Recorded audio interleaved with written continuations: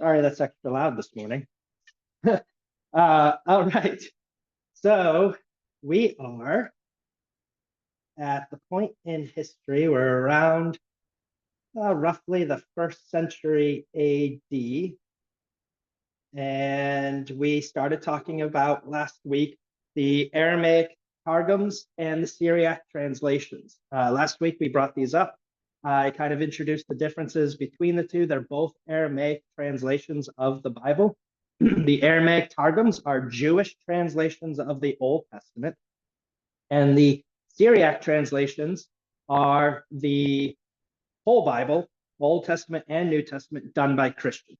So Aramaic Targums done by Jews, and Syriac translations are Aramaic translations done by Christians.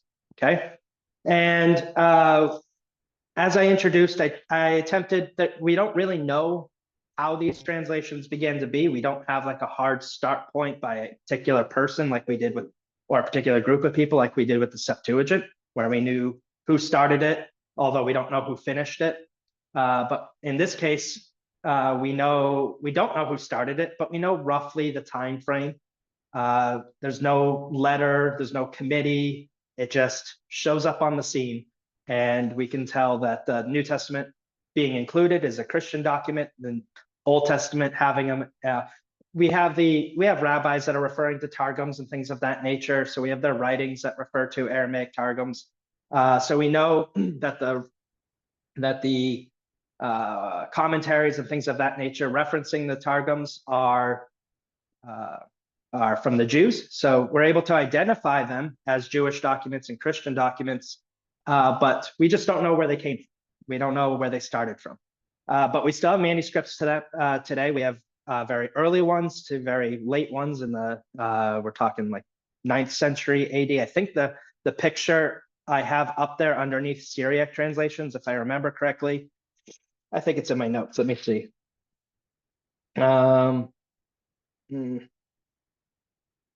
Yeah, it's probably in here. I just don't remember where I put it. There's a lot of notes in here. I think this particular picture, the one I'm showing on the screen, is 9th century AD for the Targum. It's not a red letter edition we talked about last week. It doesn't have the words of Christ in red.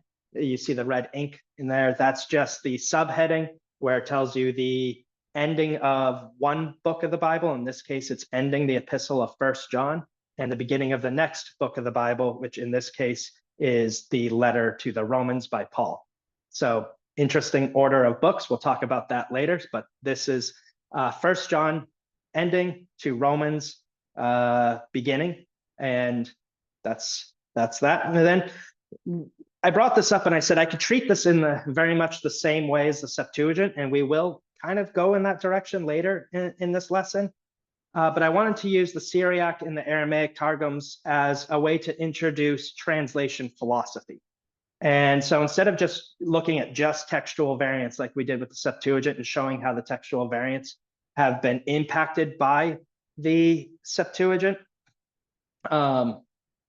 in this case, we have, I wanted to talk about translation philosophy. So we began to talk about translation philosophy. We started talking about formal translations versus functional translations.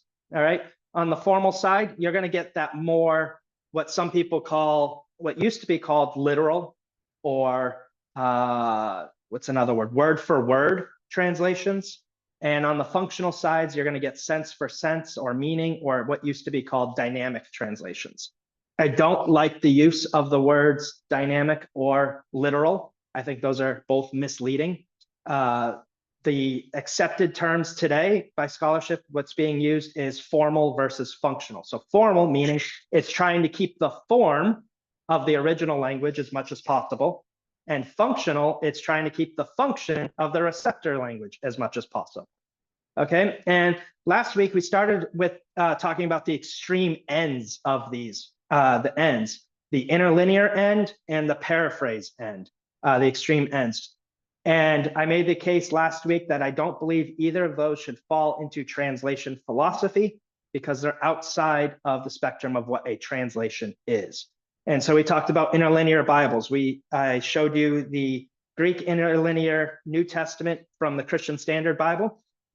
And an interlinear Bible is strictly, in this case, we'll talk about the Greek for a moment, strictly the Greek as it's found in a printed edition with the equivalent English words underneath them, meaning there is absolutely no English syntax here. It is just Greek syntax with English words underneath it. And so we read we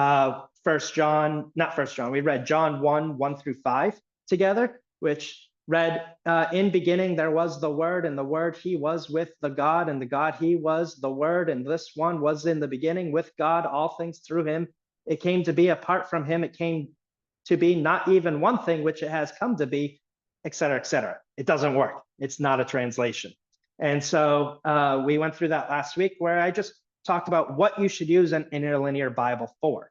Ideally, you have digital resources and you don't need an interlinear Bible. You can click on a word somewhere and you can get the Greek or Hebrew or Aramaic equivalent word.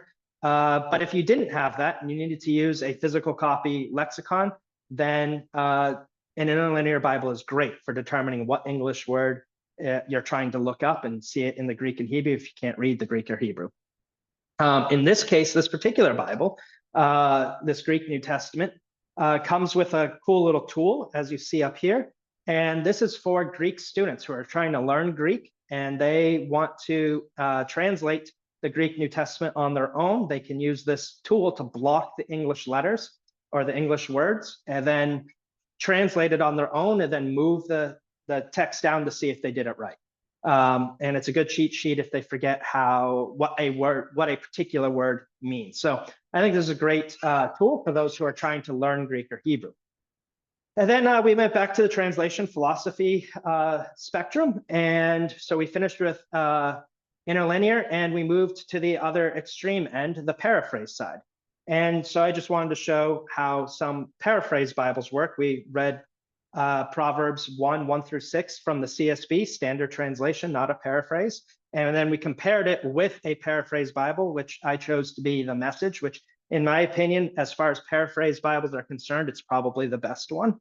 And we talked about the readings. We talked about who Eugene Peterson is as the man behind the Message Bible, that he was a pastor for 29 years in a church in Maryland.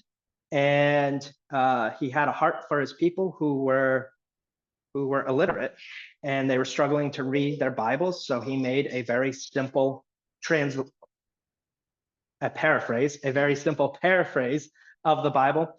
To be fair, he does use the Greek and Hebrew as his source. He's not. So some say because he used the Greek and Hebrew as his source, therefore it's a translation. And even he himself refers to it that way. However, if I'm going to be strict with the terms of what translation is and isn't, I still say, I stand by it, it's not a true translation. It is a paraphrase and shouldn't replace your Bible. You should treat it like a verse by verse, verse long commentary of the Bible. Okay. It interprets the text in such a way as to paraphrase it, meaning it's going to have words in it that don't have a Greek or Hebrew equivalent, or at least a direct equivalent, but much longer phrasing. And we'll talk about that more later because we're talking about the Syriac and Aramaic translations. We're just getting a sense for what we're going to see in those translations by looking at English ones. So we went back to the translation spectrum and we talked about the ends, the actual ends, the centrist position. This is what I would say the centrist position. Most of our translations are going to fall somewhere in that spectrum. Let's see, here we go. We do have translations that are very formal, and we have translations that are very functional to the point where they're on the edge of being paraphrased, but they still qualify for translation. And we've got some that are so formal that they're on the edge of being interlinear, but they're still translations. Almost all of our translations aren't walking that edge. They all move in somewhere between this line. Okay, so they come in far enough that they are easy enough to use by the average person, whether they lean on the formal side or they lean on the functional side. Okay, and so we talked last week about one of the things we talked about was idioms, right? We talked about what does it mean to have a long nose. In English, we generally mean when someone has a long nose, we typically mean that they're a liar. We get that from the movie Pinocchio. However, Hebrew had the same idiom for a long nose, but it didn't mean liar. In this case, the idiom is in all of these translations, but you won't find the word nose anywhere in any of these translations, yet it's there in the Hebrew.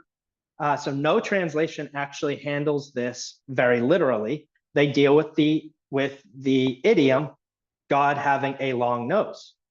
That's what the literal translation is, God having a long nose, but you won't see it there. What you see instead is God being slow to anger, because that's what the idiom meant. So in our language, in English, if I said, oh, someone's got a long nose, I'm calling them a liar, a storyteller. In Hebrew, you said someone had a long nose, it meant that they were slow to anger, slow to anger. And I didn't get into it last week. I was running out of time, but I was asked more than once, how do we know it means slow to anger? How do we know that that's the idiom? We know that from context. Things like parallelisms help tell us that the previous parallel tells us what the later parallel is.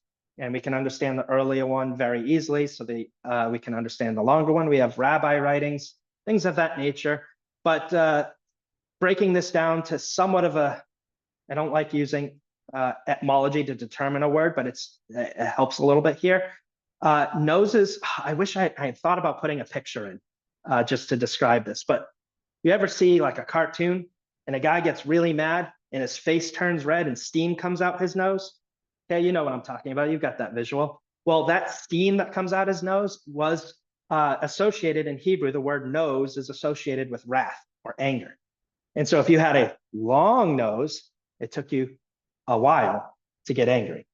Okay, that's how that worked. All right, so that's what it means. But you won't see a single translation that translates this literally as long nose, because one, you could misunderstand it, and you might think, worst case scenario, God is a liar. Or the next best scenario, which is still pretty bad, is that God literally has a long nose, and which isn't what we're attempting to achieve here.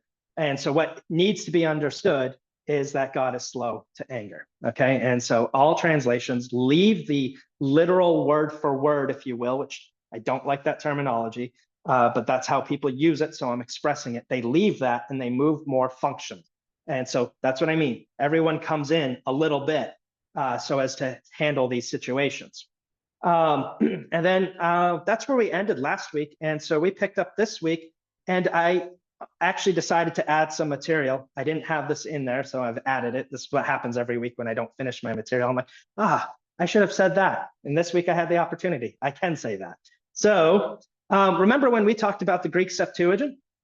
And we were talking about how we got the books of the Bible. And when we got to Leviticus, I said, hey, this in the Greek Septuagint, Leviticus just means pertaining to the saints, but in the Hebrew, it was Vayikra, meaning he summoned. And if you noticed, you saw a pattern as we went through every book and identified them. They all came from the first verse in the Hebrew Bible. So Vayikra, he summoned, comes from Leviticus 1:1. Genesis, Bereshit, comes from Genesis 1:1. And so all the names of the Bible, books of the Bible in Hebrew, not in the Greek, which is where we get our names from, in the Hebrew, came from the first verse. And when I saw this, I have in some of my Bibles, not this one here, but I have in some of my Bibles, I have the Hebrew title handwritten in all of them. And when I came across this one initially, and I saw he summoned, but I looked at the first verse, and the first verse, as the CSB renders it, and nearly every translation, actually every translation renders it, it says, and the Lord summoned, and some translations use the word called as opposed to summoned, which is fine. It's the same thing in this context. So I saw, and the Lord summoned, but I saw that the title was called He Summoned. My immediate reaction, knowing what I knew, was this was just another case in which the Jewish people were refusing to use the divine name and were replacing it with something other than the divine name for the title of the book. That was what I assumed. Actually, my assumption was correct in some areas, because after I learned about this, I decided to go check other places. And there were places where the divine name is clearly being used in the Hebrew, and they switched it to a pronoun, he. okay? This is not one of those cases. In this case, the word he is there, and we replace it with the divine name. And I found that to be interesting. And so, so let me show you how translations handle this. All right, every translation, as we go up here, you're going to see, then Yahweh called, the Lord called, now the Lord called, the Lord called, the Lord summoned, the Lord called, the Lord called, then Yahweh called, and Jehovah calleth. But if you read the Hebrew, the way it's written, and you wanted to be very literal about it, you wanted to go on that extreme formal end, you would read, and he called Moses, and he called Moses, right? And he called Moses, and Yahweh the Lord spoke to him from the tent of meeting, saying, okay? And Yahweh the Lord. So here we have, and the Lord called and spake. And the Lord called unto Moses and spake, just using the KJV as for example. And he called, and Yahweh the Lord spoke. Okay, so the divine name is actually in the second clause, not the first one. And we move the divine name from the second clause to the first clause in English. Why do we do that? Well, we do that because in English, we don't like to start sentences with ambiguous pronouns. We like to use our pronouns later, and we use the pronoun as identified by the antecedent, the noun that it is referring to. So in this case, we don't say, we start with the named person, God, and then we'll say something like he afterwards, referring to God or the Lord. We don't start with the pronoun. So every translation here is choosing to use a better English. However, I'm going to show that someone says that this is the wrong way to approach this. We'll deal with that. There is actually antecedent that happens here, though. We do have an antecedent. This happens to be Leviticus 1:1, which seems to demonstrate that there is no antecedent, since this is the first verse of the book. But the antecedent can be found. Now, I put this up here, and I realized I tested it when I got here. I didn't know how it was going to look at home. I'm not always sure. And I've realized probably most of you can't read that up there. And so I did have a backup plan. All right, here's my backup plan. All right, that should be easier to read. Okay. All right, so we have Leviticus 1:1 right here, and the Lord summoned Moses right here.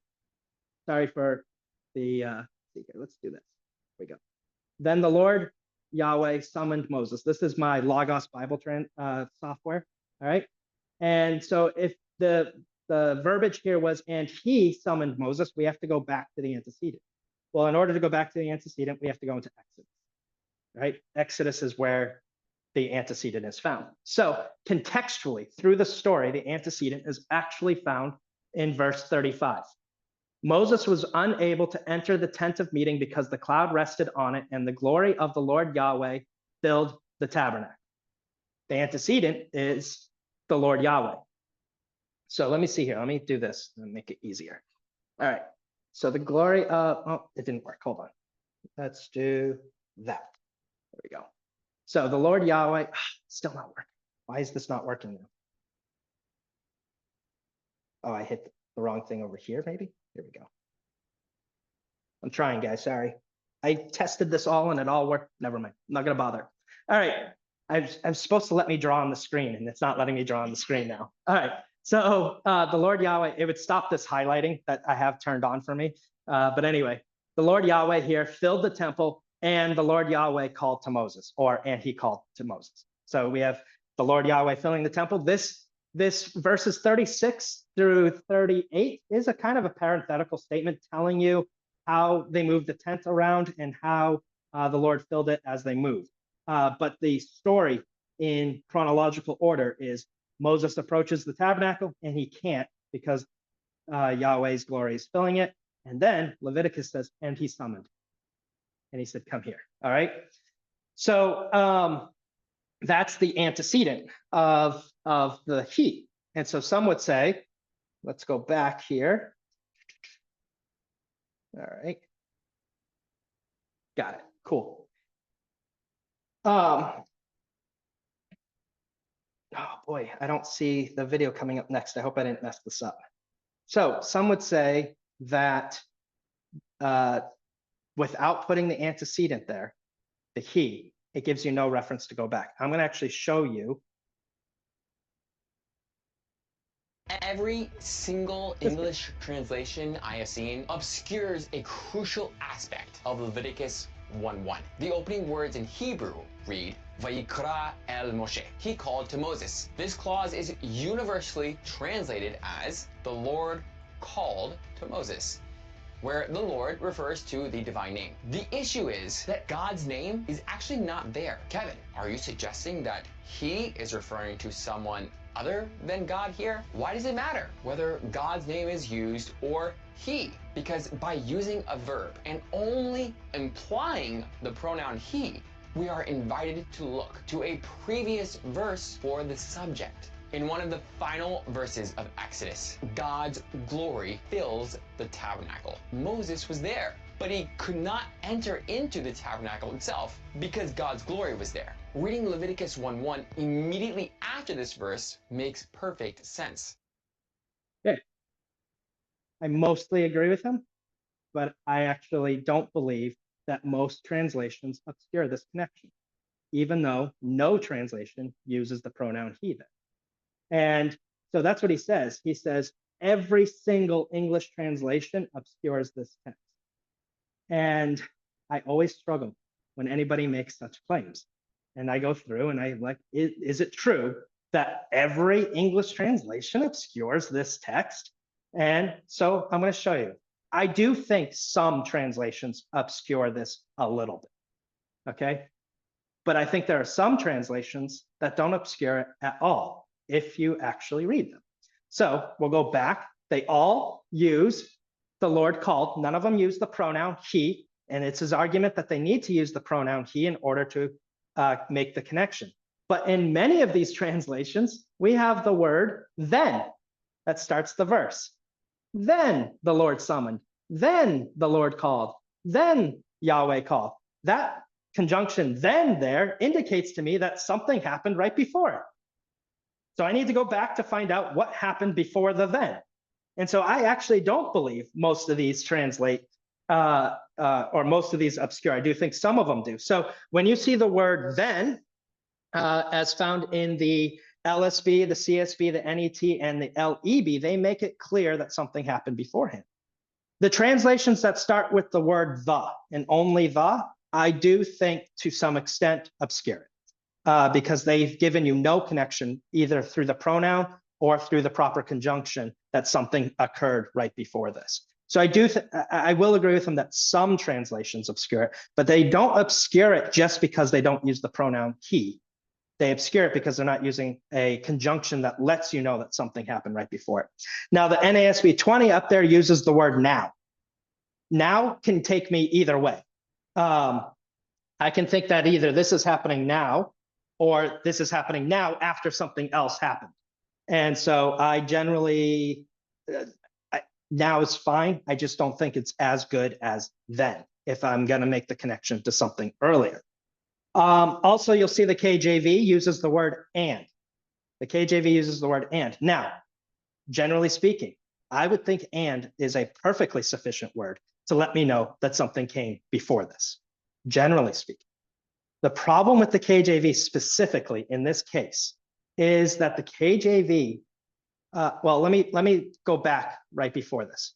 There is an underlying Hebrew prefix in the first word of the scripture here. That prefix is where the translations are getting then, now, so, and. They're all translating the same prefix that lets you know there's a implied conjunction in English. The problem is that prefix doesn't work like our conjunctions do exactly. That prefix is more like a period or a comma in English. That prefix shows up to let you know that, hey, one thought has stopped and another thought is beginning. And that can happen through a comma or a period. It could be a comma in which we have two thoughts that are still connected, or a period that's breaking two thoughts. And that prefix in Hebrew exists. They don't have punctuation like we do. They have a prefix that supplies what we would use for a period or a comma. So back to the KJV. The KJV of all the translations up there is the most faithful in translating that prefix. And they translate it nearly the same way every single time with the word and. But it doesn't work with our English today. Instead, it ends up acting like a filler word. And let me show you what I mean. It's really hard to understand this unless I start showing you. But Genesis 1, chapter 1, is probably one of the best places to see how formal translations handle this prefix versus functional translations. So if we go to, let me pull up another one here. Here we go. Boom. All right, this is the KJV in Genesis chapter 1. In Genesis chapter 1, that prefix begins every single verse except verse 1. And so if you're reading in English and in the KJV, you're going and, and, and, and, and, and, and, and, and, and, and, and, and, so, and. That so is also that same prefix. Every once in a while, they give us a break. What happens though in English, as an English speaker, if you start seeing that and over and over and over again, and it's not doing the work of a conjunction, it becomes a filler word and you begin to ignore it. And so, and oftentimes for me, as a person who has read the KJV my whole life, became something that I ignored. I just knew that that meant this is the beginning of the next sentence. Okay, it was not actually conjoining anything. I could show you how other formal translations do it. Maybe I will, just because it's so simple. The LSB is considered a very formal translation. They do something similar, but they give us a little bit more of a break. They switch between and then. So they go and then, so, and then, and so, and then, et cetera, et cetera. And so they just keep going. And so the same thing happens to me when we go back to, if you're using the LSB as your functional, as your primary translation, while it does use the word then, and I think that's the best word to use in this context, because they're again using a very formal translation, it can become so redundant to you to see and then, or so occasionally, which is nice, that you forget that it actually is performing, or it could be performing a function. So generally speaking, if you go, we'll go back one more time, just as a way of example. We'll pick the CSB since that's my primary translation. Not to suggest that it's better, just to show you how a more functional translation would handle this. Now, the CSB is trying to balance, so it wants to balance between using, following each word and also maintaining good English. So they start with and, now, which is that same word, then. They do not translate it in these two sentences here because it doesn't work as well in English. Then, so, no translation, then, no translation, then, no translation, no translation, then, no translation, etc. So you see that they're doing it much more sparingly, and they're trying to do it in a way that maintains the definition of the conjunction, so that it's not just the beginning of every verse or every sentence, all right? It is entirely up to your preference, which you prefer. It's not right or wrong, okay? I'm not suggesting that. I'm just saying that these translations don't obscure what's happening in Leviticus 1:1 if you know what to look for, okay? Even the and the now for the NASB, it's just harder to identify them depending on the translation you're using. And the translations that use just the word the, I think are the ones, and there's only 2 of them. Yeah, only the ESV and the NIV use exclusively the word the. And those are the only ones that I think are somewhat obscuring that there's a connection to the previous book, okay? So why are we talking about this? Because again, no translation handled this in an extremely formal sense. Everyone went to more proper English.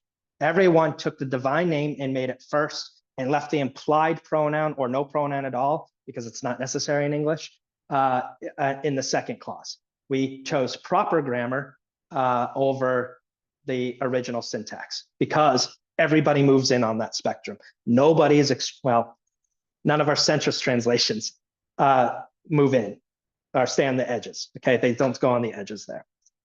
Let's see. All right.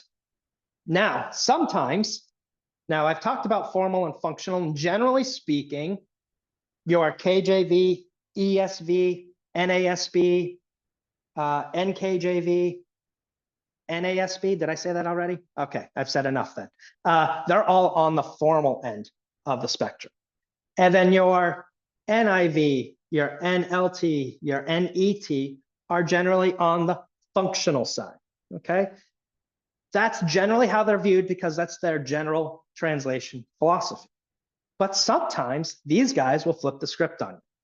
The formal translation will choose a functional reading, and the functional translation will choose a formal translation in the same verse.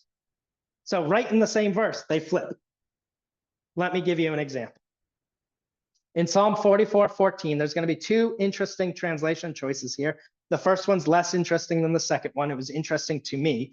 We'll just read the first phrase of, or the first clause. All right, Psalm 44:14. You have made us a byword among the nations.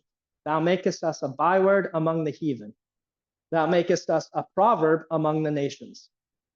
You make us a proverb among the nations. You make us a joke among the nations. You make us a byword among the nations. So first time I read this, I was like, I'm not sure I know what a byword is. And I think I did. I figured it out by context, but I wasn't sure. Sometimes I make assumptions and then I look it up and I was like, oh, I was way wrong. But in this case, I figured it out through context, but I'm not familiar with the word byword. It's not a word I use very often. So I thought I better look this one up. So I did, and I found the best translation or the best definition for this word in Collins English Dictionary under the British use of the word, okay, which I found interesting. There wasn't like American translations didn't have a similar definition because they did, but the British one tied in the word, read that first sentence there, a person, place, or thing regarded as a perfect or proverbial example of something. That definition really tied in how the other translations were choosing to use, choosing to translate the underlying Hebrew word because they used that word proverbial. So in the translations, we saw both the Geneva Bible, I put the Geneva Bible in there for another reason there, just to show that it's also seen as a proverb in the Geneva Bible, but also the NASB chose proverb. Interestingly enough, the CSB there uses the word joke. It's not what I'm focusing on here, but I will circle back to why they use the word joke. It's the second clause. The second clause is the one that is the most interesting. That's the one where we want to focus. But you had to understand what a word byword is in order to get the second clause as well. All right. So the second clause, you're going to see a much greater difference. Byword and proverb, joke, they're all going to pretty much mean the same thing. This one's going to be different.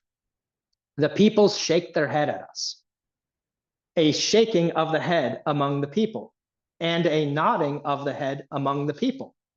A laughing stock among the peoples. A laughing stock among the peoples. A laughing stock among the peoples. So you'll notice here we have a shaking of the head and a laughing stock.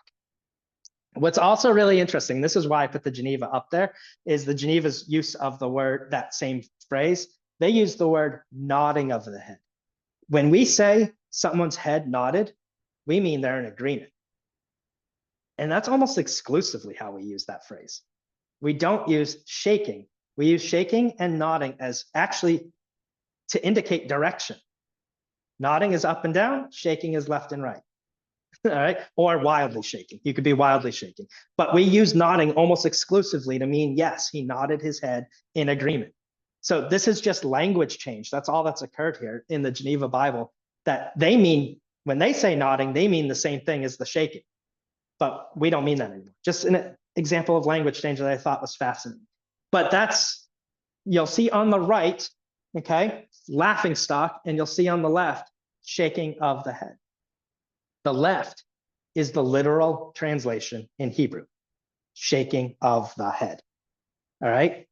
And so the NIV, which is typically a more formal translation, functional translation, translated it in a formal way. They followed the Hebrew idiom, shaking of the head.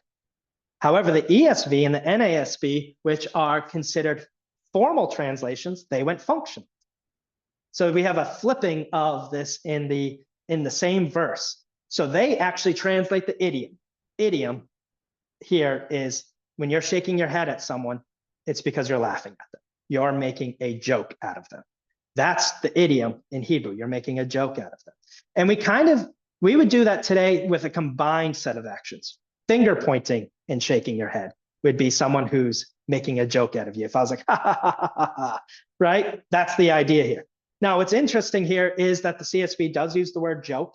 And I think this is a good translation. In fact, it helps you understand what's happening here, because laughing stock, if you look up the word laughing stock, it literally means the butt of the joke.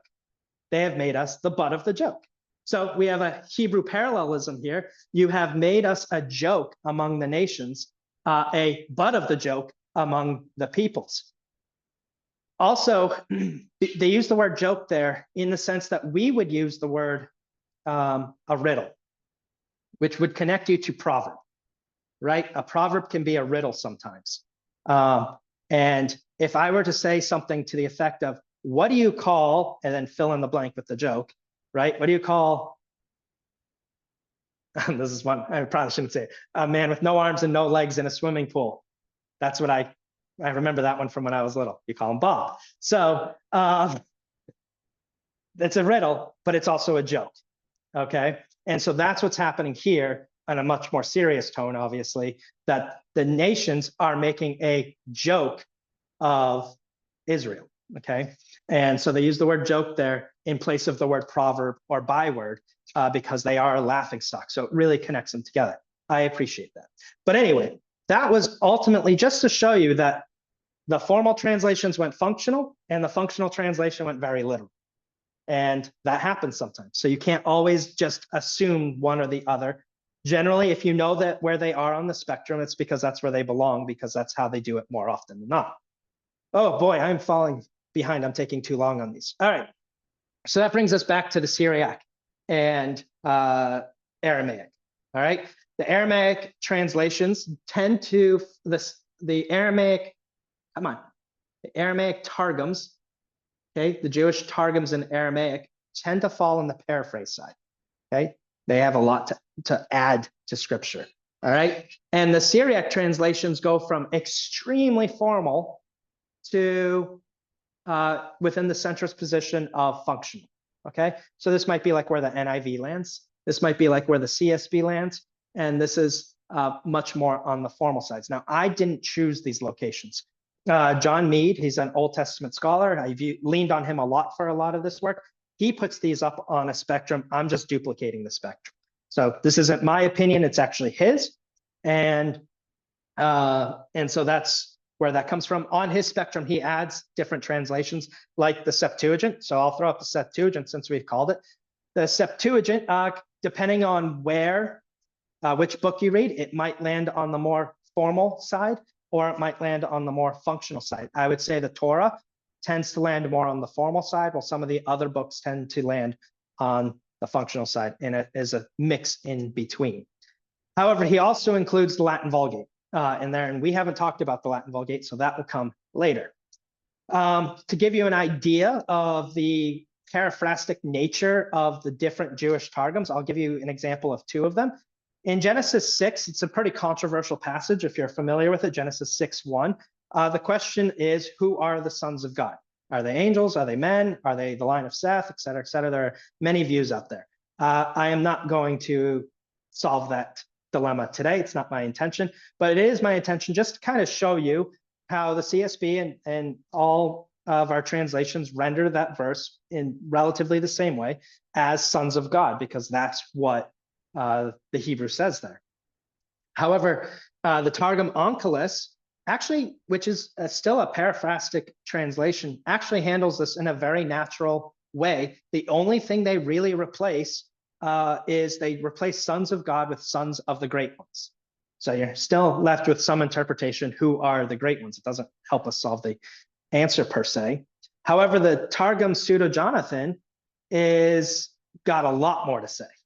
They add quite a bit of text there. They go so far as to talk about the woman's immodesty, their makeup, and how they conduct themselves to cause themselves to be lustful to whoever these great ones are.